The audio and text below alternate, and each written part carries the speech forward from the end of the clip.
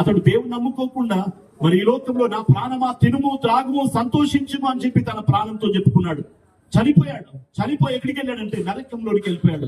నరకంలోకి వెళ్ళి ఆ నరకంలో ఏడుస్తూ, అయ్యా తండ్రివైన అబ్రహమా, ఈ నరకము, ఈ వేదన, ఈ బాధ, ఈ మంట, ఈ వేడి నేను తట్టుకోలేకపోతున్నానయ్యా, కనీసం ఒక్క చుక్క నీళ్లు పంపించండి అయ్యా అని చెప్పి అక్కడ ప్రాధేయపడుతున్నాడు. ఈ లోకంలో ఉన్నప్పుడు ఇష్టం వచ్చినట్లుగా జీవించాడు.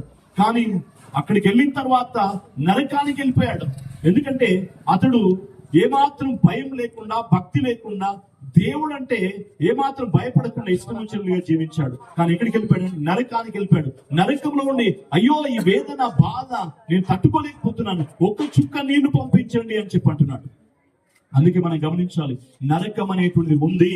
కాబట్టి నరకంలోనికి నువ్వు వెళ్లకుండా ఈ రోజు నువ్వు పరలోకానికి వెళ్ళాలి అని అంటే దేవుని యందు విశ్వాసం నుంచి ఆయనలో నువ్వు జీవించినట్లయితే నువ్వు పరలోకంలో ఉండగలుగుతావు అని చెప్పి దేవుని వాక్యంలో దేవుడు జ్ఞాపకం చేస్తుంది.